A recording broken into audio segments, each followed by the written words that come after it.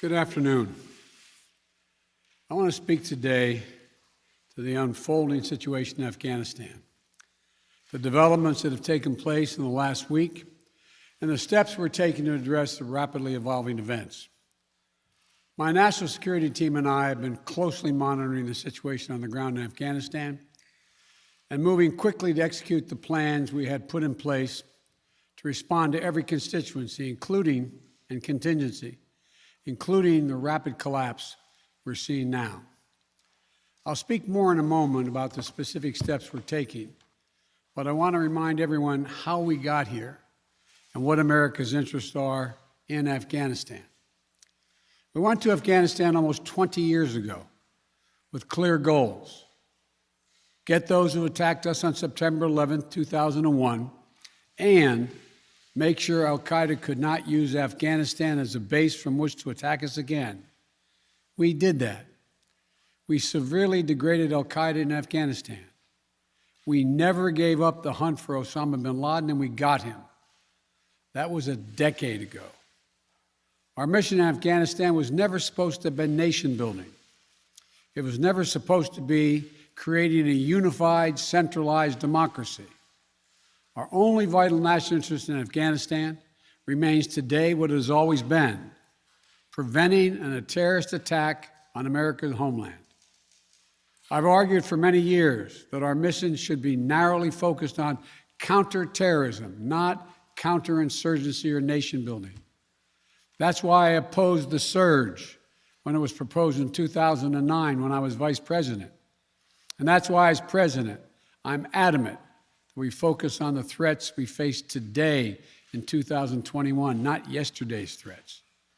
Today, the terrorist threat has metastasized well beyond Afghanistan.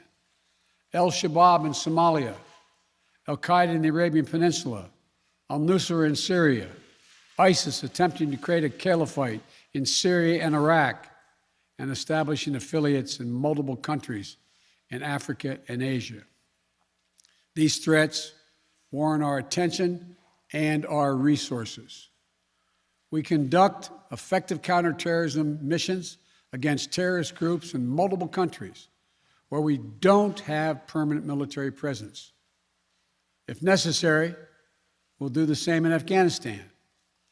We've developed counterterrorism over-the-horizon capability that will allow us to keep our eyes firmly fixed on the direct threats to the United States and the region, and act quickly and decisively if needed. When I came into office, I inherited a deal that President Trump negotiated with the Taliban. Under his agreement, U.S. forces would be out of Afghanistan by May 1, 2021, just a little over 3 months after I took office. U.S. forces had already drawn down during the Trump administration from roughly 15,500 American forces to 2,500 troops in country. And the Taliban was at its strongest militarily since 2001. The choice I had to make as your president was either to follow through on that agreement or be prepared to go back to fighting the Taliban in the middle of the spring fighting season. There would have been no ceasefire after May 1. There was no agreement protecting our forces after May 1. There was no status quo of stability without American casualties after May 1. There was only a cold reality of either following through on the agreement to withdraw our forces or escalating the conflict and sending thousands more American troops back into combat in Afghanistan, lurching into the third decade of conflict. I stand squarely behind my decision.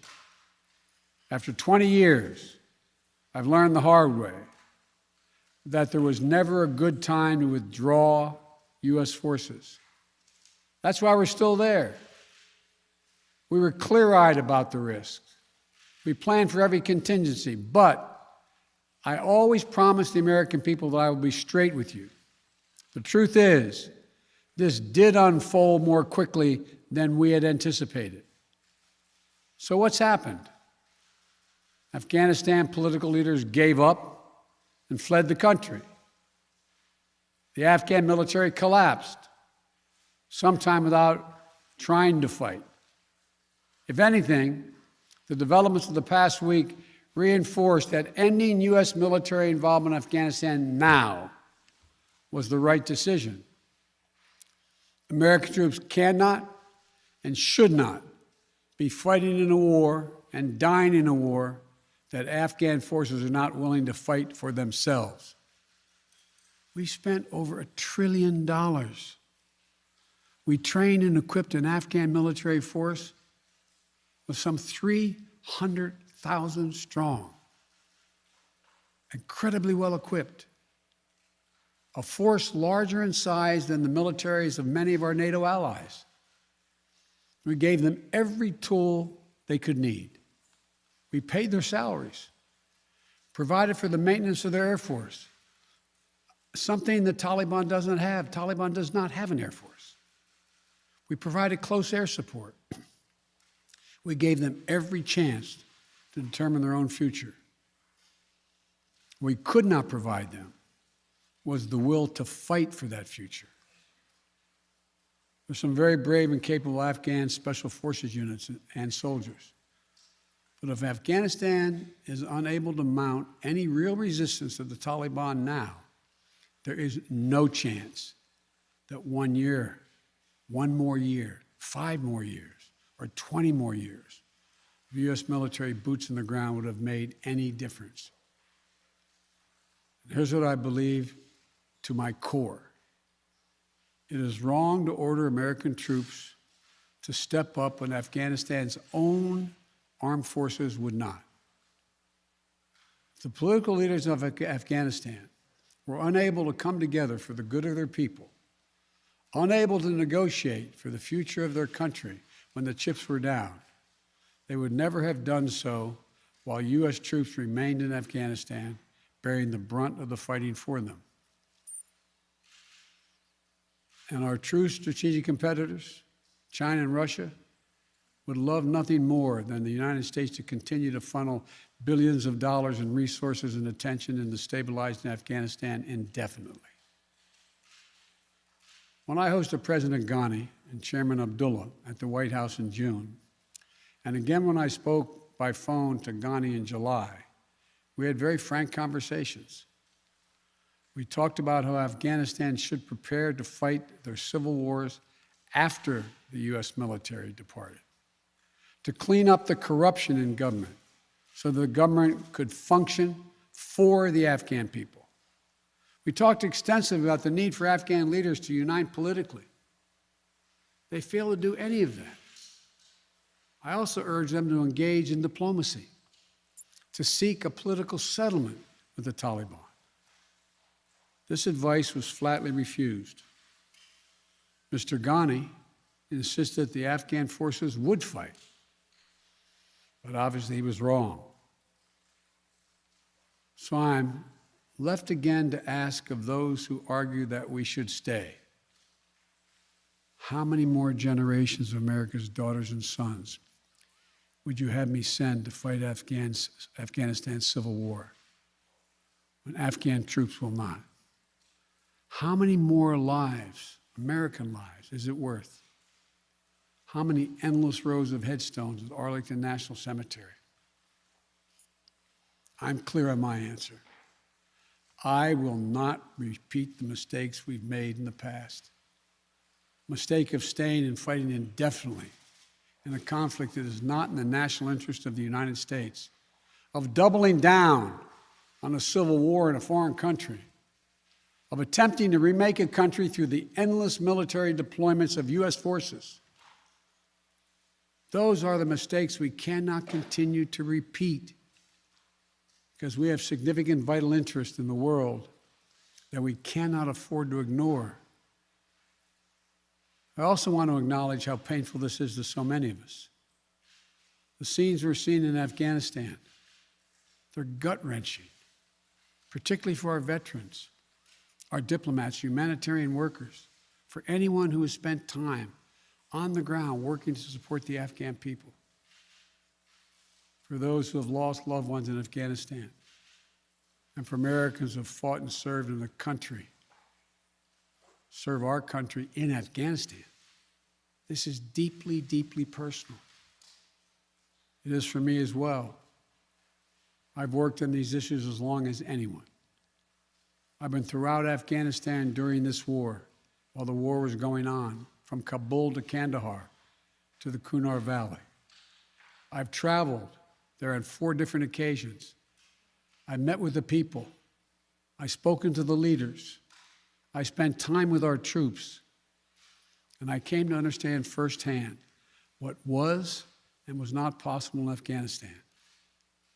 So now we're focused on what is possible. We will continue to support the Afghan people. We will lead with our diplomacy, our international influence, and our humanitarian aid. We'll continue to push for regional diplomacy and engagement to prevent violence and instability. We'll continue to speak out for the basic rights of the Afghan people, of women and girls, just as we speak out all over the world. I've been clear, the human rights must be the center of our foreign policy, not the periphery. But the way to do it is not through endless military deployments. It's with our diplomacy, our economic tools, and rallying the world to join us. Now, let me lay out the current mission in Afghanistan. I was asked to authorize, and I did, 6,000 U.S. troops to deploy to Afghanistan for the purpose of assisting in the departure of U.S. and allied civilian personnel from Afghanistan, and to evacuate our Afghan allies and vulnerable Afghans to safety outside of Afghanistan. Our troops are working to secure the airfield and to ensure continued operation of both the civilian and military flights. We're taking over air traffic control. We have safely shut down our embassy and transferred our diplomats. Our diplomatic presence is now consolidated at the airport as well. Over the coming days, we intend to transport out thousands of American citizens who have been living and working in Afghanistan. We'll also continue to support the safe departure of civilian personnel, the civilian personnel of our allies who are still serving in Afghanistan. Operation Allies Refugee, which I announced back in July, has already moved 2,000 Afghans who are eligible for special immigration visas and their families to the United States. In the coming days, the U.S. military will provide assistance to move more SIV-eligible Afghans and their families out of Afghanistan. We're also expanding refugee access to cover other vulnerable Afghans who worked for our embassy, U.S. non-governmental agencies, or U.S. non-governmental organizations, and Afghans who otherwise are at great risk, in U.S. news agencies. I know there are concerns about why we did not begin evacuating Afghans civilians sooner. Part of the answer is some of the Afghans did not want to leave earlier, still hopeful for their country. And part of it because the Afghan government and its supporters discouraged us from organizing a mass exodus to avoid triggering, as they said, a crisis of confidence. American troops are performing this mission as professionally and as effectively as they always do, but it is not without risks. As we carry out this departure, we have made it clear to the Taliban, if they attack our personnel or disrupt our operation, the U.S. presence will be swift and the response will be swift and forceful. We will defend our people with devastating force if necessary. Our current military mission will be short in time, limited in scope, and focused in its objectives. Get our people and our allies to safety as quickly as possible. And once we have completed this mission, we will conclude our military withdrawal. We will end America's longest war after 20 long years of bloodshed. The events we're seeing now are sadly proof that no amount of military force would ever deliver a stable, united, secure Afghanistan, as known in history as the graveyard of empires. What's happening now could just as easily happen 5 years ago or 15 years in the future. We have to be honest. Our mission in Afghanistan is taking many missteps, made many missteps over the past 2 decades. I'm now the 4th American president to preside over war in Afghanistan. 2 Democrats and 2 Republicans. I will not pass this responsibility on to a 5th president. I will not mislead the American people by claiming that just a little more time in Afghanistan will make all the difference. Nor will I shrink from my share of responsibility for where we are today and how we must move forward from here.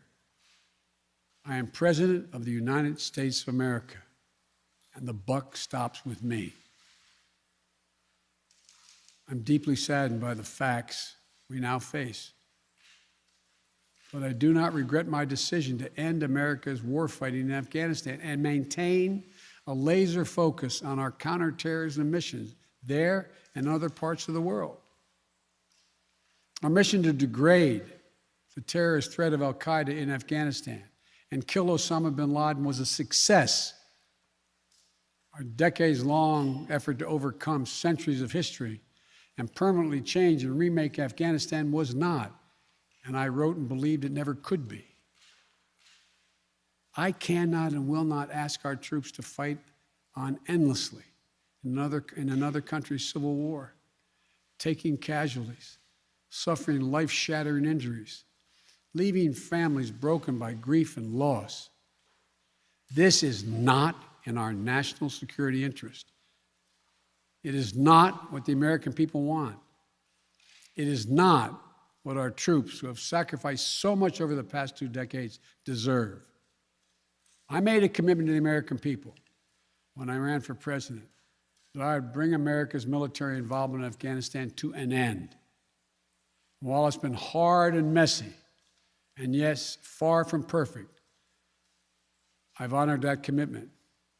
More importantly, I made a commitment to the brave men and women who serve this nation that I wasn't going to ask them to continue to risk their lives in a military action that should have ended long ago. Our leaders did that in Vietnam when I got here as a young man. I will not do it in Afghanistan. I know my decision will be criticized, but I would rather take all that criticism than pass this decision on to another president of the United States, yet another one, a 5th one, because it's the right one, it's the right decision for our people, the right one for our brave service members who risk their lives serving our nation, and it's the right one for America. Thank you. May God protect our troops, our diplomats, and all brave Americans serving in harm's way.